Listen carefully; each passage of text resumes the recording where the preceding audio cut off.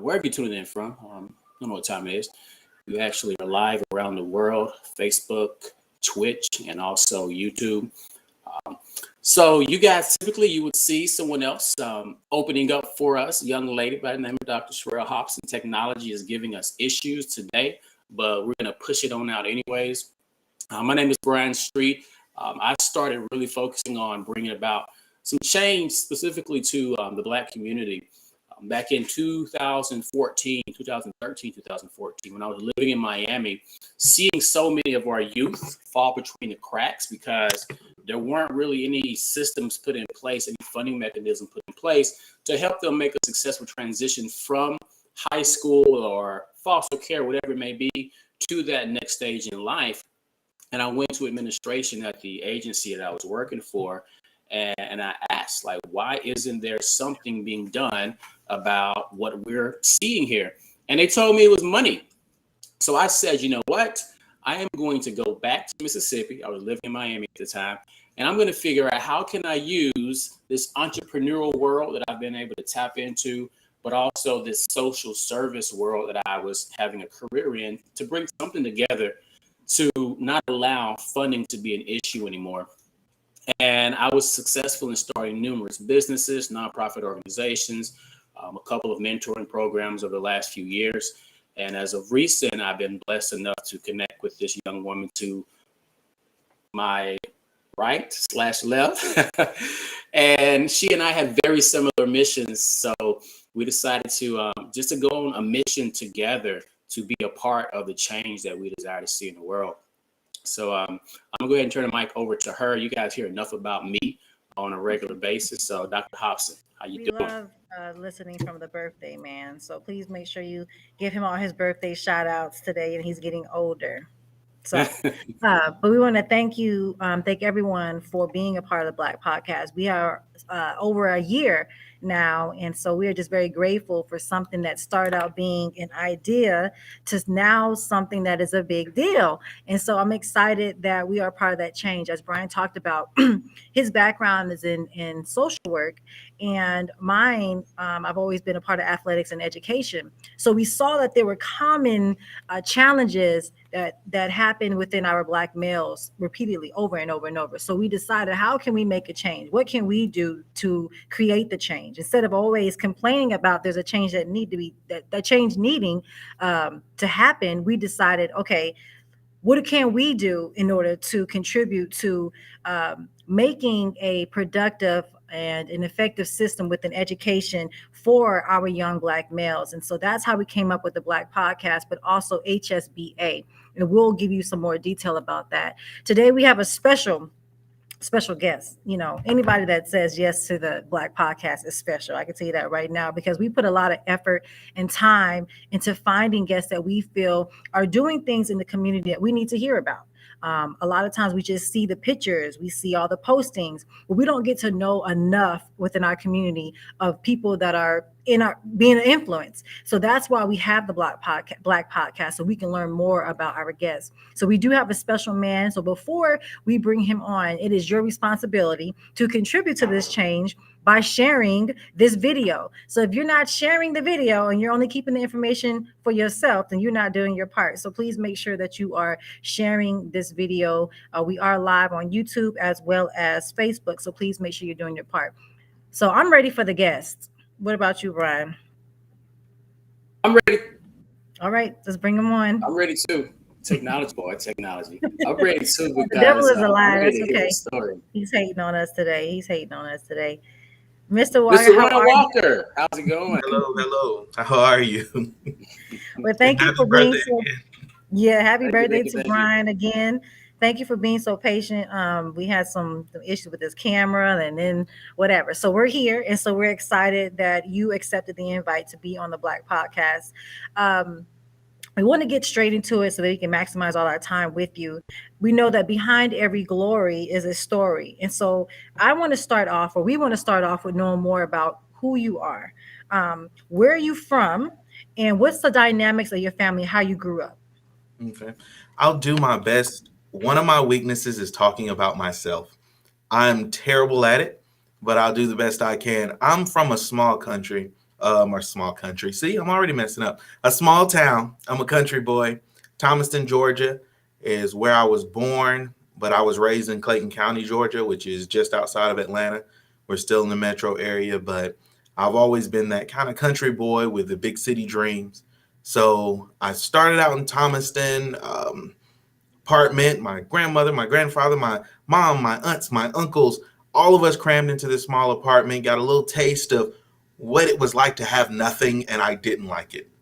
So when my mother married my father, my stepfather, but the man that I know to be my father, we moved up here, and that's when my mind started to open up. So I love what you were saying earlier about mentoring and allowing yourself to be used to help other people, because a lot of us never got that. And I know for me, a lot of my mentors were people that were sadly in the street, people that were not necessarily on the right side of the track. So that's how I started out. That's what my world was. And then I got introduced to ministry, and I got introduced to other people, and I saw a different side of life and different possibilities. So now, as a husband and as a father of two, I'm able to speak a different message to them and to the people that do lend me their ear. So now I'm a pastor, I'm an author, I'm an entrepreneur. I've started a lot of businesses, done pretty well with a few of them. I launched one some years ago, turned $500 into a quarter million in about 8 months. And that was mainly purely online. So things shifted and we've gone different ways. I've launched a new ministry with Legacy Church International, got back in the pulpit, just ministering. Then COVID hit, changed all that. So now I've reset again, and I'm in the process of actually launching a digital studio. So we're going to cater to creatives. So people that are doing photography, videography, podcasting, hair and makeup, we'll have different rooms for everything, because I want to make sure that whatever I'm doing, I'm making the greatest impact possible. And seeing COVID making everybody switch to digital, I said, hey, I might as well get more involved with that and do what I can to make an impact there. Awesome. Well, thank you for sharing that. We're going to get a little deeper, right? So I think a lot of times within our community, we only get to see the surface of people's story. And so we want to get a little bit deeper on just that transitioning stage for you. If you can kind of back up, I know you talked about I don't know when your mother got married to your stepfather, but prior to that, was it just you and your mother for a while? How was that transitioning, having someone coming new into your life and then you moving to a whole nother place? If you can speak more on that, and also if you can talk to what you saw. So you said a lot of your influence in the beginning was people, of course, that weren't doing the things that I guess they were doing what they thought was best for them, but that we see as, obviously not the right thing. How were you able to separate that? Did you dip and dap in that for a while, or did you just always stayed away from it? And if you did stay away from it, what was it about you or your influence or your support or your family that made you kind of transition from knowing, okay, that's not what I'm going to do? So if you can just kind of talk more about that space, whatever age that was at. Okay. So you want to go way back. Okay. So my parents got married when I was around about 2 or 3. So he has been the father I've known for much of my life. Now, my bio dad is still in my life. He was there, kind of, sort of. My biological parents were never quite together. I'm one of those kids. So, he was around, but not necessarily in the house. He was, have to be careful, about how I position and say some things, because I don't ever want to bring anybody else down. So he was doing what he was doing at the time. We'll put it that way. And he had different friends, different people that I got to know. And those were kind of my influences at the time. Did I go in that direction? There's a project that I did called Dollar and a Dream, Succeed or Die Trying. So it's a CD project. It can be found pretty much anywhere audio is available. And I talk about certain things.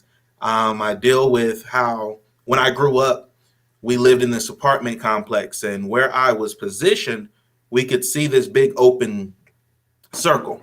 All the drug dealers would come there every weekend. They'd just be out there. And in the back, there was the woods were in the back of us.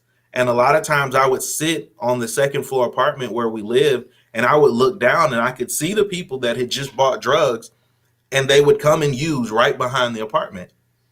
So I was seeing people shooting up. I was seeing people getting high. And I'm seeing all this at 8, 9, 10 years old.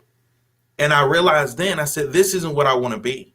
I don't want to be one of those people getting high. And I don't want to be one of the people that are helping them to get that high. But that's what I saw. So when the ice cream man came and nobody had money, it was them that gave us the money. When I even started to get closer to that life, it was one of them that sat me down and said, you don't have to do this. In fact, I'm going to pay you to not do this. So he said, I want to help you out because you're smart. I've always been the straight A student. I've always been good in the books. So a lot of them kind of took me under their wings and said, don't do this. Let us just look out for you. But you go to school, you do what you need to do. So they tried to keep me away from that life. They did their best. And that's all I'm going to say about that. But God reached out at some point in time, and he decided that he wanted me to go in a certain direction. So I had to change my life from the life that I was living. And if you listen to Dollar in a Dream, Succeed or Die Trying, it'll tell you about that pivotal point where I found myself behind bars and I didn't want to be there. So I had to make another transition because you never know where life is going to take you. But if you don't make a decision about where you want to go, life is just going to take you where it wants you to go. Somebody will make the decision for you. Absolutely. I tell my children all the time, if you don't know who you are, somebody will tell you. And at that time in life, everybody else was trying to tell me who I was. But I had to stand up, step up, and make a decision for myself and decide I didn't want to be the guy on drugs, selling drugs, or behind bars for whatever reason. Right. So, he usually uses, God always uses, he speaks directly to us, or he will use people or certain situations to minister to us as well. And so even though that person may have found that life for them to be their life, the fact that they saw something greater in you, not necessarily from that person, but it could be just the Holy Spirit speaking through him to say, this is not the child that we want to, bring on board. Right. So that's the great thing about having favor and being in line with who he is, even when we're not sure who we are. And so that is a great transition. I think Brian wanted to talk something about as well. Before we shift to another subject, it was something at the beginning, I think very important that you mentioned. You're making reference to your father and how certain things you don't really want to go to in the wrong direction with. One of the things, me coming up, plus listening to your story, we're often going to be surrounded by individuals that we know love us, but they're living a certain way that works for them based off of the knowledge and experience that they had before them. So we have to look at them through the lenses of they're doing the best that they can. I'm going to take examples of what they're doing and tell myself, I'm not going to do this, but I am going to do that. I'm not going to listen to this, but I am going to listen to that. So from your father all the way to the guys in the neighborhood, you saw things that they were doing, but they were still having a benefit in your life as well. And I think there's so many of us that we can beat up on ourselves and or those around us because of the life that they're living. But we have to understand, that's the level that they're at.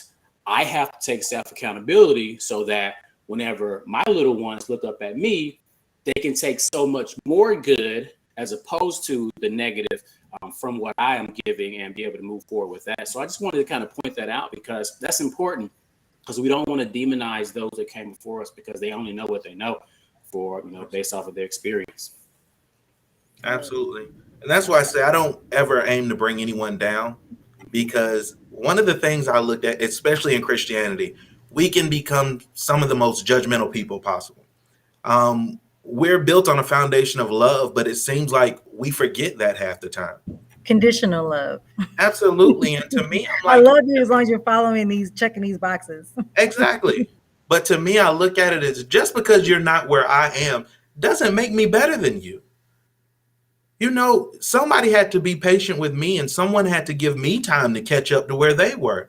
So who am I now that I'm doing a little bit better to look down on someone else and say, well, you're not as saved as I am, or you're not as much of a Christian as I am. And no, we're all, if you love God, if you follow Jesus, if you believe those basic tenets that he died, he rose, all that good stuff, to me, we're the same.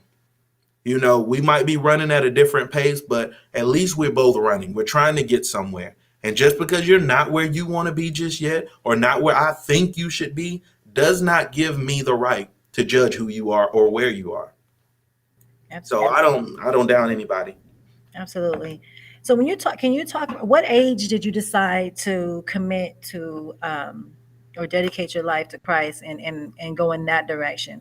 Because I know a lot of times there were things that God was speaking to me and I was like, are you sure you want me to do that? And so because a lot of times it's in areas that you're not comfortable with, right? So Mhm. I remember just a short story. I was always a track coach and a teacher, and I was winning championships back to back to back to back to back to back. So my dad said, you're going to really, now that you're starting to win a lot, and you're getting a lot of these collegiate athletes, you probably want to go to Toastmaster and start, when they start interviewing you on your progress and your program, you could and I was like, nobody, I don't need to go on Toastmaster. I'm not talking to anybody. I don't plan on being on nobody's stage. I don't need to do any of that. So I ran from that for a very long time. And then when I decided, I went to a women's conference back in El Paso, and a woman from Houston came out and spoke about knowing who you are and your true self and blah, blah. So long story short, God led me to Houston. So as I'm driving to Houston in the rain, I see the sign that says 900 miles to go. And I'm like, God, are you for real? Are you serious? And so one of the ladies from my ministry, from my church, she said, what are you going to Houston to do? I said, well, I'm not sure. I'm probably going to I'm trying to get one of these college jobs or something like that to coach. And so she said, well, God told me to tell you to get ready because I can see you being on a stage and people paying hundreds and hundreds of dollars to come hear you speak. And I was like, I don't think he's going to be doing that because I don't plan on talking to anybody like that. So now here I am on the Black Podcast and flying to Thailand, doing all these different, but for a while I ran from that because I didn't know that was what I was supposed to be doing. I thought it was just maybe some ideas people were throwing at me.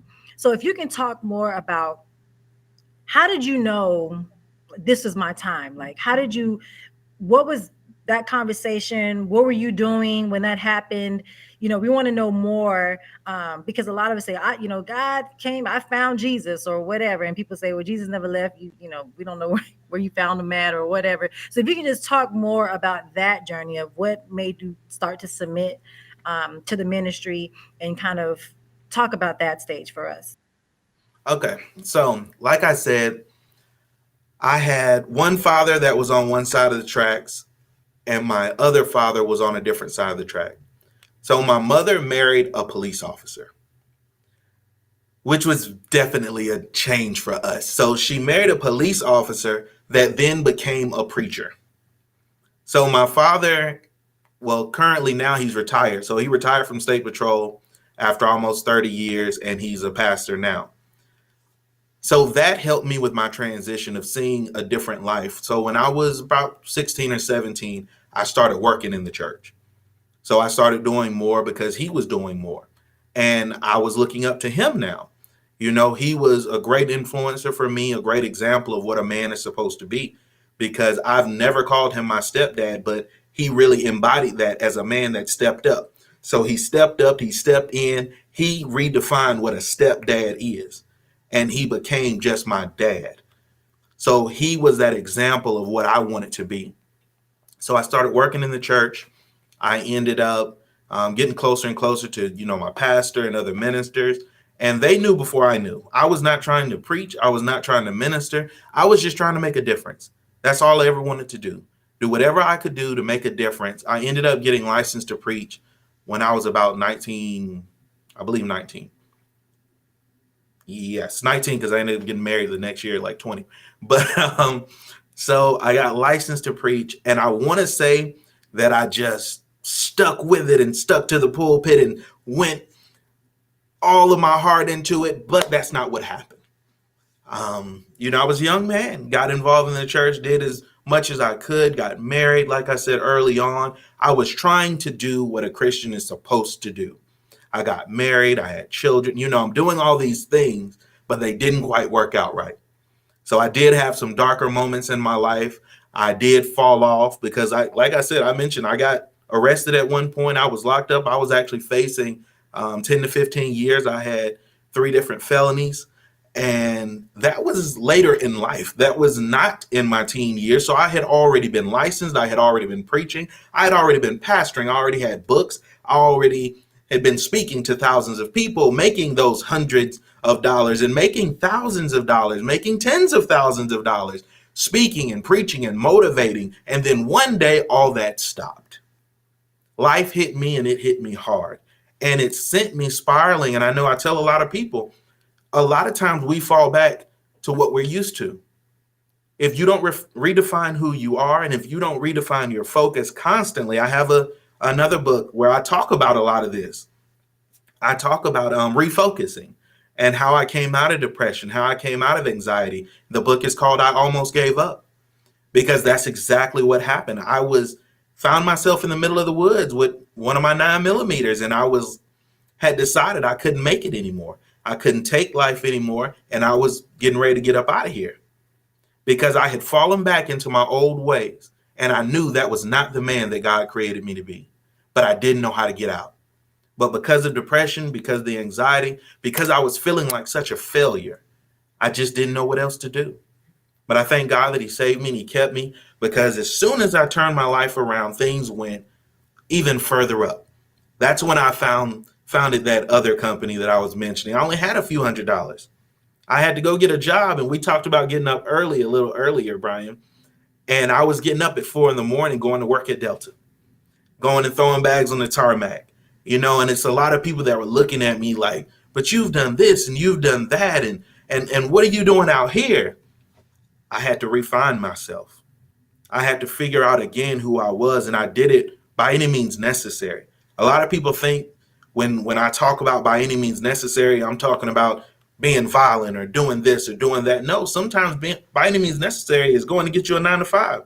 Go get a job, go work somewhere, flip a burger if you have to. Do whatever you have to do to find yourself so that you can find the path that you're supposed to be on. You may not stay in that job forever, but it may be what you need to do right now to find the people, because I found some people at Delta that encouraged me again and helped me to get back on the right path. So I only stayed there for a couple of years or so, and then I was able to launch a company that 8 months later, I had my money again. Life was good again. I was a single man, but I was well paid. I started buying things again. So now people would look up. I'm like, I got 3 cars in the garage, luxury vehicles and the Mercedes, the motorcycles, all this stuff. But at the end of the day, stuff still doesn't fill voids. And I try to teach people that money, they say, money can't buy you happiness. It helps. I'm not going to lie. It definitely helps. I was happier Right. with money than I was. Being broke brings you sadness. So, But yeah. it's not enough. So I thank God that he brought me my wife. So I ended up getting remarried, and she has been wonderful. We've built a beautiful life together now, and we continue to grow. So we're trying to rebuild the real estate empire that I once had. So I talk about that in one of my books, about going into foreclosure with several properties, because during 2009, 2010, everybody just stopped paying their rent. And I was just carrying a whole bunch of mortgages. But now I'm back on that path. So I try to tell people, don't give up. Stick with it, keep going, because you don't know how life is going to shift. But if you can learn how to pivot and play whatever game is being played at the time. So like right now, I'm invested in crypto. Crypto's made me money. I'm looking at how this metaverse and NFTs are working. A lot of times we close ourselves off. And as soon as you stop learning and as soon as you stop growing, you pretty much start dying. And you have to keep your mind open. And I try to teach people as a Christian, as a minister, I know that we're taught to rely on God for everything, but I believe God creates opportunities. And when we keep messing up those opportunities or passing over those opportunities repeatedly, we end up poor. That's the acronym for it, passing over opportunity repeatedly. If you stop passing over opportunities and start taking advantage of the things that are around you, the resources that are available to you, the connections that you can make, you can see yourself grow exponentially. And that's what I've seen in my life. And I owe that all to God and to the people that are around me. No man's an island. We're all products of the people that are around us. That's what I believe. Absolutely. And one thing that we always talk about, and I had also wrote a book called Seams of Gold, Discovering Beauty and Brokenness. And the first step to just getting over that hump or that challenge is just acknowledging where you're at, right? Hey, this is where my life went. This is the change that it made. This is the space that I'm in. Let me deal with the space that I'm in. But a lot of us can't get to where we need to be because we're not ready to accept where we're at, right? Yep. So we're in denial. We're looking for somebody to blame.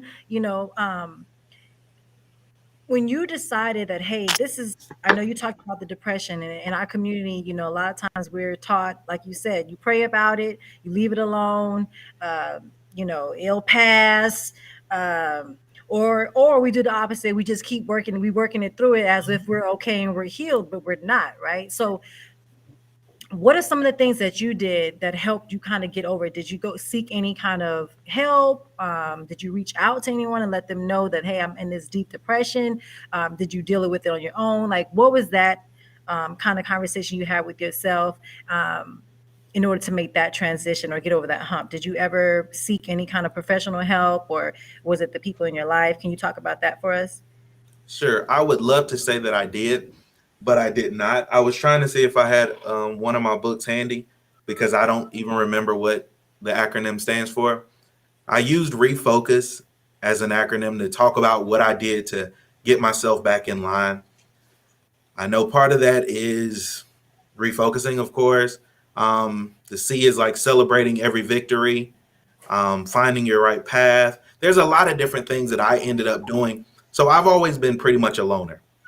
So I couldn't even admit to myself that I needed someone else's help. So what I did is started studying psychology. So I've always been this person. They thought I had autism. They tried to put me in special classes growing up. But because I kept doing so well, everybody just shrugged their shoulders and let me keep going. Learned later in life that I actually have Asperger's. So what that a lot of times did for me was it made me very socially awkward. But it caused me to turn inward, and me turning inward caused me to go back to school to get another bachelor's in psychology. So I started studying to learn more about how the brain works, how we think, what's going on inside of us, so that I could figure out what was going on with me. So basically, I started self-diagnosing and trying to treat myself instead of going to someone else. I don't recommend that. If you can go seek professional help, definitely do that. A lot of times, especially in our community, we will not do that. We frown upon it. We say, well, I'm going to go to my pastor for counseling. He's a counselor. Your pastor does spiritual counseling. I say that too. But your pastor is probably not a licensed counselor. He's not a licensed therapist. He doesn't actually know anything about the DSM-5. He doesn't know anything specific to certain needs. So your pastor may be a great source for some things, but you cannot rely on this one person for everything. I don't believe it's a wise thing to rely on any one person for everything. I even deal with people in relationships. Don't make your spouse your everything, because if that person ever messes up, if they need you, if they for some reason leave your life, it leaves you with nothing now. So you need to learn how to seek out the right people that can speak into your life and speak to specific things to get you where you need to be. Because not everybody is able to identify what's really going on. Because sometimes we make everything spiritual.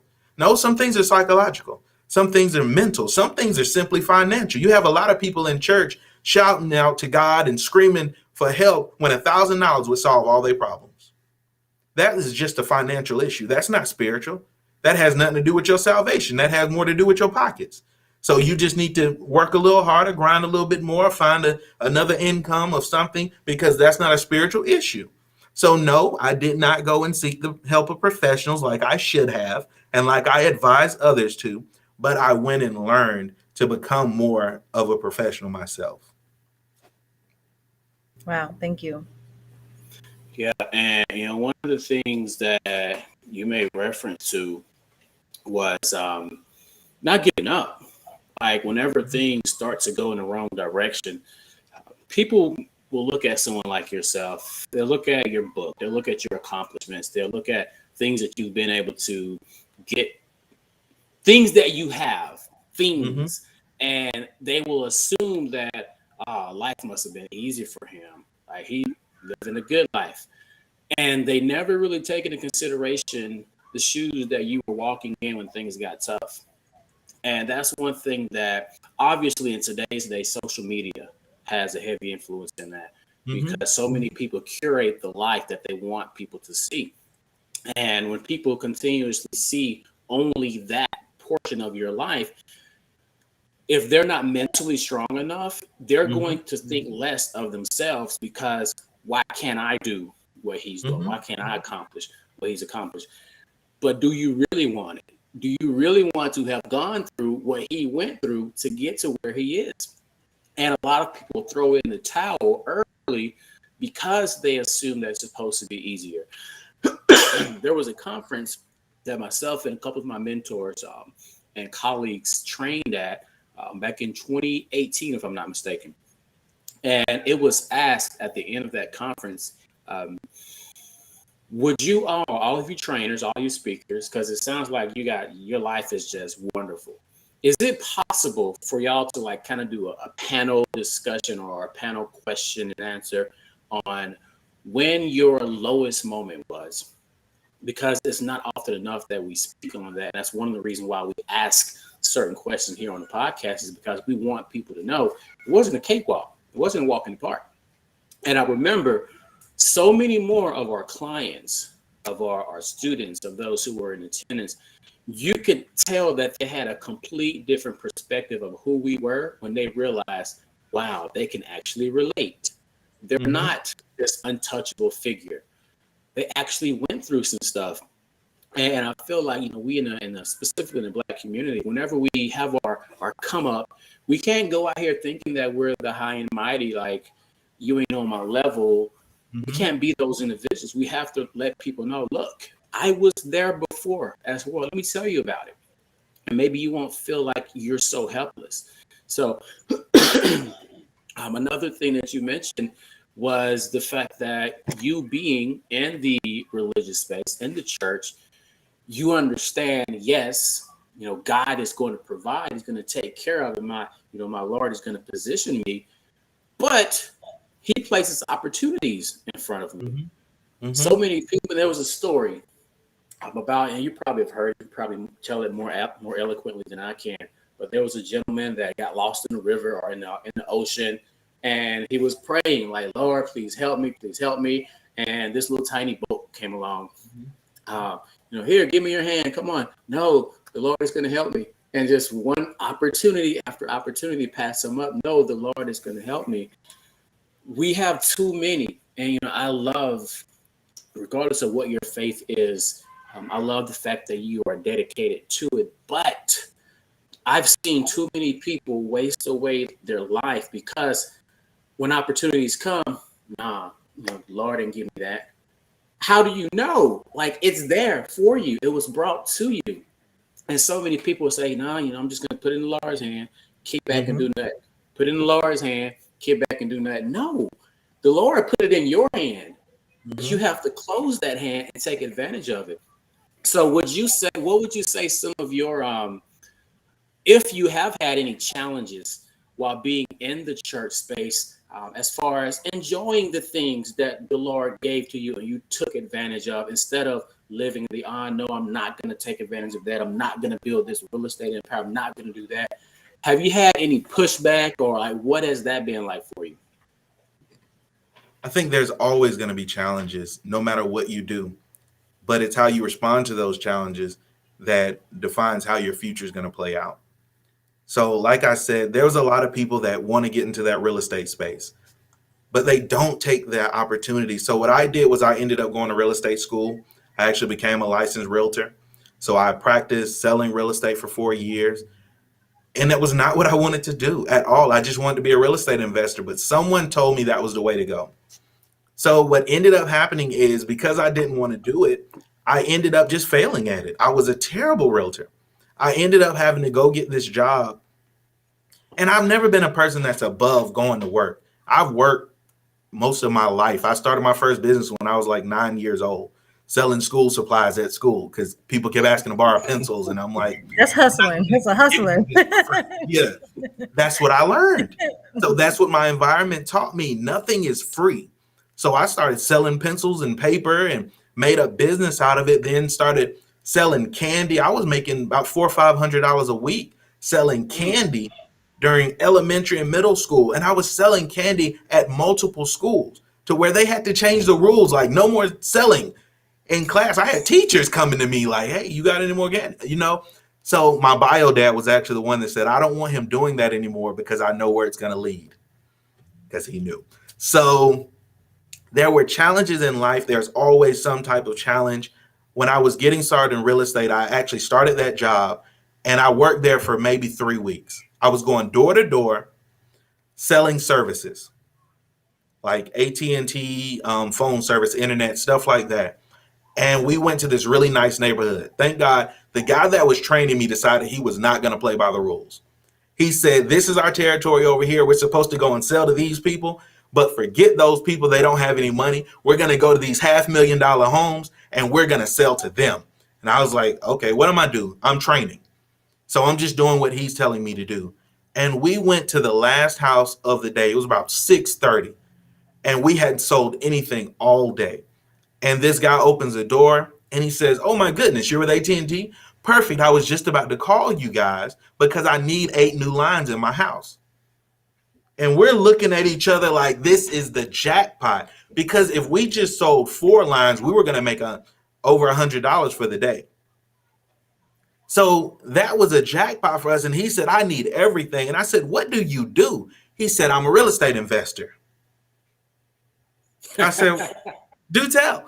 You know, like, what do you mean? And the guy that was training me just starts staring at me because I went completely off book.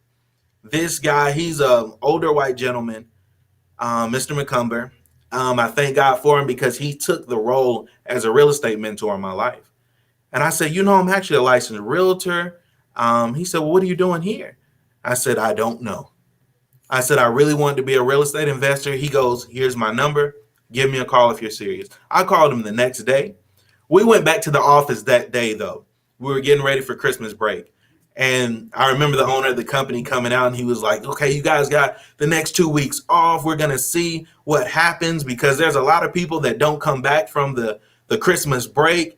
And my trainer looked at me and goes, like you. Excuse me, don't put my business out there. And he told the owner, he goes, he's not coming back. I did not come back. I did not come back at all. I called that guy. He had me on track to buy my first property within 30 days. He said, you've been doing this all wrong. You've been doing this completely wrong. I know I'm completely off track right now, but you've been doing this completely wrong. But I didn't know any better. I didn't have a mentor. I didn't have anyone that could direct me, because a lot of times in order to get somewhere new, you have to talk to somebody that's been there or is there. You have to talk and deal with people that are where you want to be. And a lot of times we get sidetracked because we deal with people that are where we are. And I tell people now with social media, you have so many opportunities at your fingertips. Go on Instagram, get on TikTok. You're already there anyway. Find people that are doing what you want to do and connect with them. A lot of times people are actually willing to help you. And this man was willing to help me. And he helped me to buy several properties with no money down. We just kept buying properties and he helped me to flip properties and rent them out. And he taught me the whole business in a matter of months. And this was after me being in this profession for years. And in just a few months, having the right mentor allowed me to transition completely. So with that being said, I was in ministry at that time as well.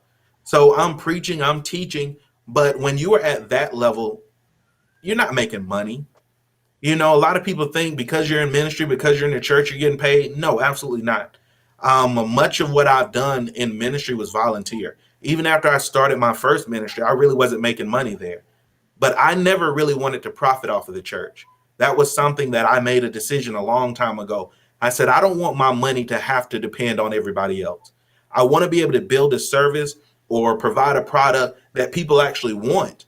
And that way, they'll freely give me their money, and then they won't cry about what kind of shoes I'm wearing or what kind of clothes I'm buying, because my money is not coming from you.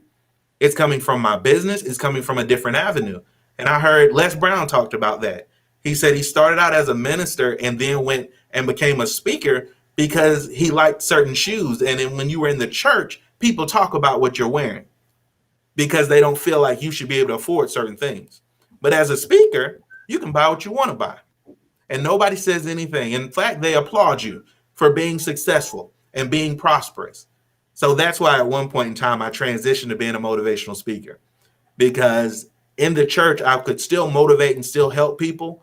But in the motivational speaker genre, I was able to have a lot more flexibility. So I could drive a Mercedes and nobody complained about it. I could wear expensive shoes and nobody cared. So right now, if I go to church with Prada shoes on, people look and they judge. So I don't wear those. I wear some Stacy's or something. I don't know. I throw something else on so that I don't mess up their their connection with God. Absolutely. Absolutely. And that's sad that, that we do place those limitations on ourselves. As Brian was talking about earlier, we sit back and we say, well, I'm waiting on the Lord for this, and I'm waiting on the Lord for that. And so, well, everybody's utilizing their gifts. Like God, even it says in the word that your gifts will make room for you, So, I think that a lot of times, or I know a lot of times, not just in the church, but our community, we place the limitations on ourselves on what we can do and have. As long as you're not living outside your means, you're not, you're not paying for things that you can't afford, then that's one thing. What we do, because there's been some bad apples, people tend to place that. So that's another excuse that we'll use. Well, I don't go to church because some pastors, they are this and they are that. It's like, well, that has nothing to do with the word. The word doesn't change. It doesn't matter who's delivering it. You're going not for the pastor, you're going for yourself. Because God's still going to speak to you any way that he needs to speak to you, whether it's through the pastor, whether it's the hospitality people. It could be somebody at the Shell station when you stop for gas on your way to church. You just never know, what you're supposed to be doing and who you're going to meet on that journey. And so we have to learn to be more open to that. One thing I applied, or several things I applied you for, but one in particular is just being able to come back into that space even after falling back. A lot of times it's like, well, I got to go do something else because I can't go back into ministry. They people are going to be talking about me because I done been on the news and I've, done these things. Or when it was time for you to write your book and you were very vulnerable in your book, just worried or thinking about what people are going to say when they see that book. And that's one of the challenges that I had when I wrote my book was, oh my God, like, when I first wrote it, my mentor, she looked at it and she was like, oh, this is a really pretty story, but this is not your story. So go back and actually write. So it was hard for me. It was therapeutic. I really, like you talked about, when you start discovering who you are, it was through my writing that I realized how broken I was. And then having to go back and revisit those places that I was in, like, I can't believe I said that to myself. I can't believe that and so now other people have to read your story. Mm-hmm. What do you do to continue to press? Because you still have people in our lives, especially us, like, now Ron, back in the day you used to do X, Y, and Z. We love reminding people what they used to do back in the day, right? And Absolutely. So how, what are some of the things that you do to kind of continue on the path that you're on and stay away from the or what do you do when people are saying, well, come on, Walker, we used to, what do you do during that time? The funny thing about that is, sadly, a lot of those people that I used to run with are dead, in jail, on drugs, different things. But there's a lot of people that now they've grown with me. They've grown a different respect for me because I live the same life in church that I do on the street. It's allowed people to see me for who I am now. So there's a lot of people from my past that might look up and say, hey, remember when we used to? And I'll simply remind them, yeah, but I don't now. See, I don't let people remind me of who I was because that's not who I am anymore. We change. Our bodies change every 7 or so years. I mean, we don't have the same skin we used to have. We don't have the same hair, the same nails. Everything regenerates, things change. People change. You know, some people don't believe we do, but people can change. So I never allow people to put me back in a space I used to be in. And I tell people, you don't want me to be the person I was. So one thing I've realized from having those little backslidden moments is God's always working on me. And that's one of the reasons why I don't judge other people. I just try to love people because I know when I was in the pulpit and when I was in the street, I was still a human.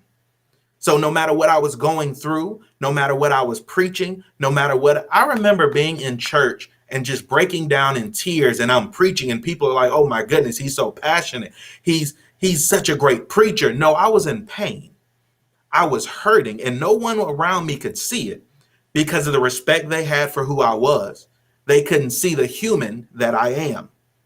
So I try to teach people that it doesn't matter what you've gone through or what you're going through. You are still a human at the end of the day. I don't care what your past says about you. What does your present say? It says in my bio right now, I think it says time traveler. And some people have come to me and said, why does it say time traveler? Because I believe in time travel. I don't necessarily look at the aspect of going backwards, but I'm looking at the aspect of going forward. What we do today determines our future. So right now, the impact that I'm having on my life is determining my future self. This is time travel. We started this conversation out 5 minutes ago. I'm not even the same person anymore. I've already grown some more. I've traveled through time and I'm a better person now. I'm a better version of myself already.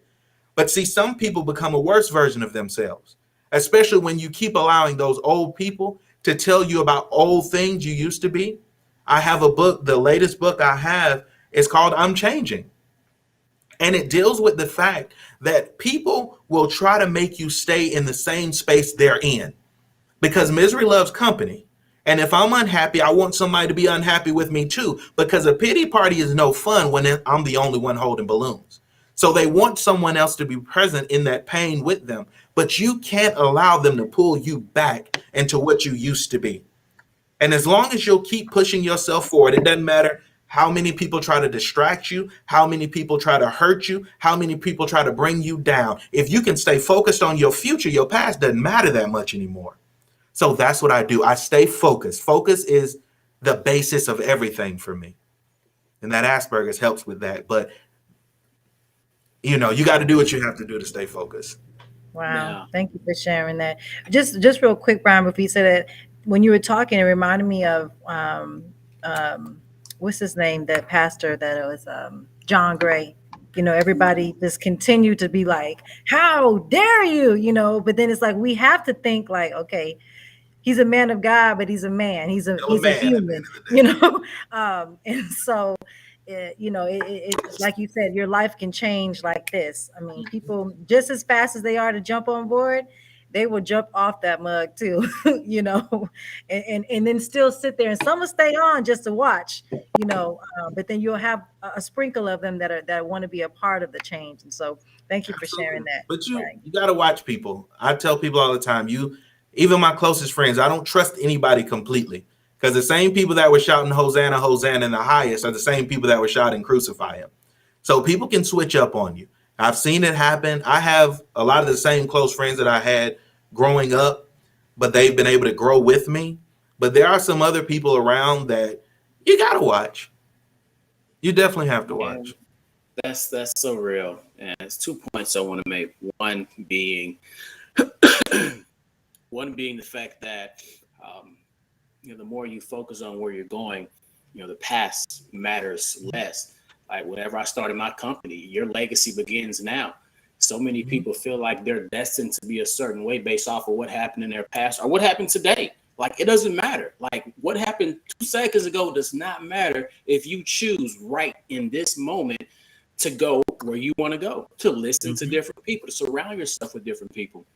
So you can start really living in your purpose at any moment in time. So I'm glad that you mentioned that. And then the whole The whole notion of, somebody who is just as quick to praise you the next second can be stabbing you in the back. I had Yes, something sir. similar happen to me very recently. And, it takes a certain type of person to not want to retaliate, Mhm. not want to, go back at that individual. But you have to, like you said, don't 100% trust anybody, because we are all human. We all have emotions. We all are triggered by certain things. And we can be hugging up on you one moment, and then Mhm. just something that you accidentally said, had no idea it was going to, be a trigger. And that person just flips on you. Where did that come from? So, really making sure you protect your peace, and not really put it in, regardless of how close you think that friendship is. You can't put all of your trust in it, because it can tear you to shreds on the Mhm. inside if you do, when that person backstabs you.